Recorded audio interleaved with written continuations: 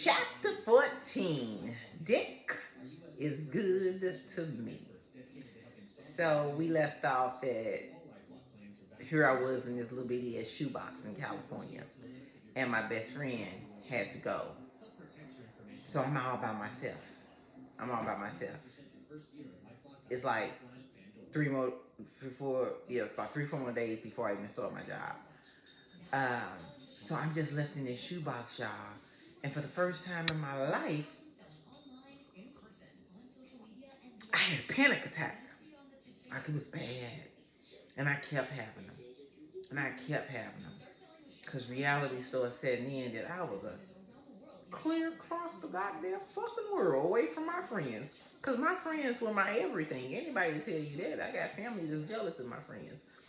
But I couldn't just like get in the car and drive over my girl house, and I couldn't just get in the car and go to my son's house and pick up my granddaughter, and I couldn't just go up and see my mom. Like, y'all, like, those panic attacks was bad. I wasn't thinking about no goddamn dick. I was thinking like, what the fuck have you been on some dick all this goddamn time, and you done let some no good ass dick push you over to a whole goddamn new place that you don't know nothing about. Now you sitting here looking like you're fucking stupid and dumb because you're lonely. True story. Like, true story. So, needless to say, I went into a deep depression. I went into a deep depression. I did. And then in that depression, I picked up a whole lot of weight. I mean, when I got there, I probably was 12, a size 12, and I started blossoming.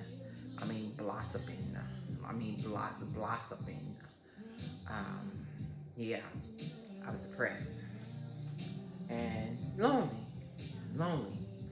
So by then, me and the truck driver, we conversating or whatever, and that was one thing that I really loved about him, is that I could talk to him about anything and wasn't judged. So I called him up. I put my big girl drawers on, and I know how to say I'm sorry. I told him how I was feeling, and he knew me well, and he heard the pain and everything in my voice. So what he did is he ended up coming to see me as my friend. And it was such a welcome relief to see him, because I'm in California. I don't know nobody. Away from everything I know and love. So he came to see me, and that really put a smile on my face. That's the truck driver. But we didn't have sex or anything. I mean, I wanted to, but by that time, I had accepted, the situation. So I didn't even push on the issue. But we did really have a nice time, and then he let me know again how he wanted to make it work with me, and that he's willing to move. Oh, here we go with that again. I mean, I was lonely, but I ain't want to be lonely not getting no dick with it sitting right next to me. I mean, if I'm going to have some dick with me, I'm finna move you across the goddamn world. You gotta at least be giving it to me. So here we go with this conversation again. Like, yeah, again, I'm lonely, but I ain't finna be dickless lonely. So, long story short, he basically said, fuck you. He did. He just he just quit fucking with my ass, like, and I'm like, I mean, it ain't like he was fucking me anyway, dude. It ain't like he was fucking me anyway, but whatever. Whatever. So, but it's like, my sister at the time, one of my sisters had told me how they had met that guy on blackpeoplemeet.com.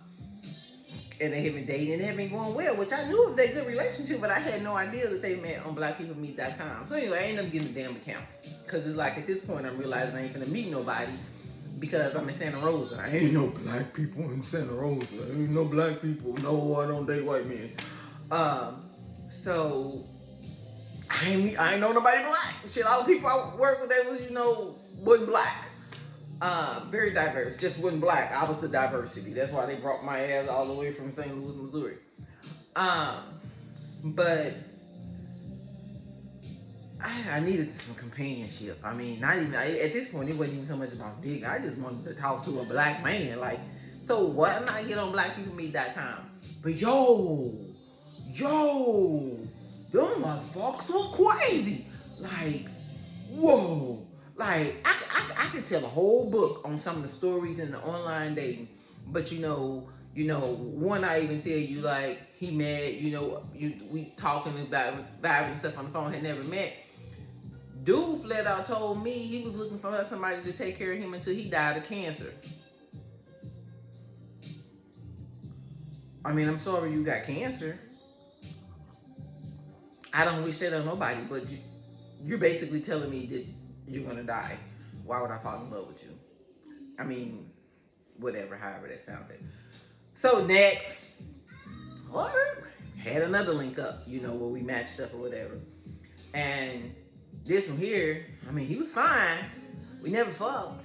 But we went out to Cheesecake Factory, by the way, that I love Cheesecake Factory. We went to the Cheesecake Factory. And I'm sitting there, and next thing I know, this woman come up cussing. Come to find out he was married. But I'm glad she was a classy woman, because she ain't cussing me out, because if she would have cussed me out, y'all, no! It would have been a problem. But no, she was classy. She was classy, and I told her, he did it. She's like, I know. I know he didn't tell you, because this is what this motherfucker does. And I'm thinking, like, why are you staying with that motherfucker then if that's all they keep on doing? But whatever. I'm out. So, okay, one more. I tried one more. And we actually met. Conversation is really, really good. We actually end up meeting at a town that I actually ended up moving to later. But at the time, I had never known them. Anyway, we met there at a Mexican joint. And let me tell y'all this story. No lie. So, we sitting there, he just keep on staring at me. Of course I went out. I'm not looking. I mean, I look good when I go out. I put myself together. Go look at my pictures. Go check my page. And he just kept looking at me, and all of a sudden, this is a true motherfucking story. Can't make this shit up. He pulled out a ring. No lie, he pulled out a ring, a badass ring.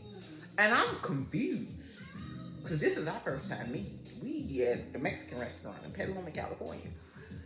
And he said, I've seen this ring at the store, and when I saw this ring, I knew I was going to want it for my wife. But I didn't know who my wife was going to be. So I bought the ring. And I've had it for a few years. True story. This is what he told me. He said, but I knew one day that I would meet you.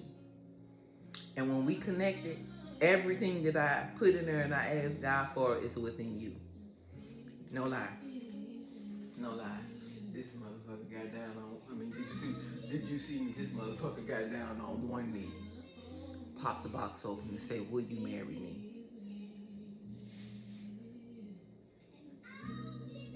Is this what y'all do in California?